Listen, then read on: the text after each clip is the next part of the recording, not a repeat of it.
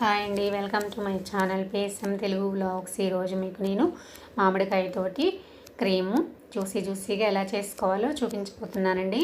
రోజు చేసుకునే కూర కాకుండా ఇట్లా ట్రై చేయండి ఒకసారి, చాలా బాగుంటుంది. పిల్లలైతే ఇష్టంగా గిన్నెంతా తుడిచేసి తింటారండి, అంతా బాగుంటుంది. ముందుగా పూరీ పిండి నేను కలిపేసి పెట్టుకున్నానండి. మూత పెట్టేసి పక్కన పెట్టేసుకున్నాము. ఇప్పుడు మామిడికాయ తీసుకుందామండి. ఒకటి నేను తీసుకున్న మామిడికాయ కొంచెం పచ్చిగా ఉందండి, పండుగ అయితే చాలా బాగుంటుంది. మామిడికాయ శుభ్రంగా కడిగేసి పైన తొక్క తీసేసుకున్నానండి పీలర్ తోటి. ఇప్పుడు మామిడికాయని ముక్కలుగా కట్ చేసి పెట్టుకోవాలి. లోపల ఉన్న విత్తనం తీసేసి పక్కన పెట్టుకోవాలండి.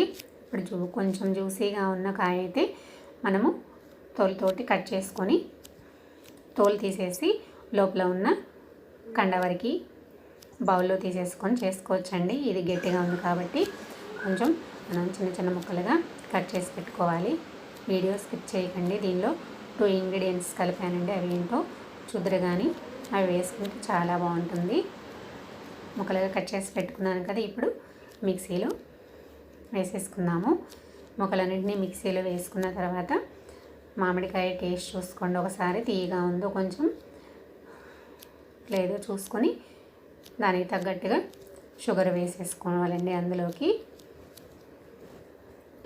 నేనైతే 2 స్పూన్లు షుగర్ యాడ్ చేసుకుంటున్నాను. మీరు కూడా మీ తీపికి తగ్గట్టు షుగర్ని యాడ్ చేసుకోండి. యాడ్ చేసుకున్నాక మిక్సీ పట్టేసుకున్నాము. చూసారు కదా, బాగా పేస్ట్ అయిపోయింది. ఇప్పుడు సాఫ్ట్గా రాలేదు కాబట్టి అందులోకి కొంచెం పాలు కలుపుకుందామండి. పాలు కలుపుకొని మళ్ళీ మిక్సీ పట్టుకోవాలి.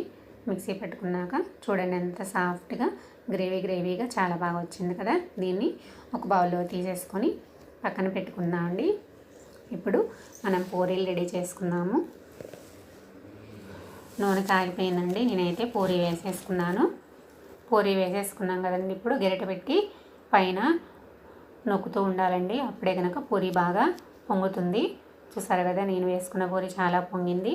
మీరు కూడా చిన్నగా చేసుకొని వేసుకోండి. పెద్దవైతే మధ్యలో హోల్స్ పడతా ఉంటాయండి, అందుకని చిన్న పూరీలు అయితే చాలా బాగా పొంగుతాయి అన్నమాట.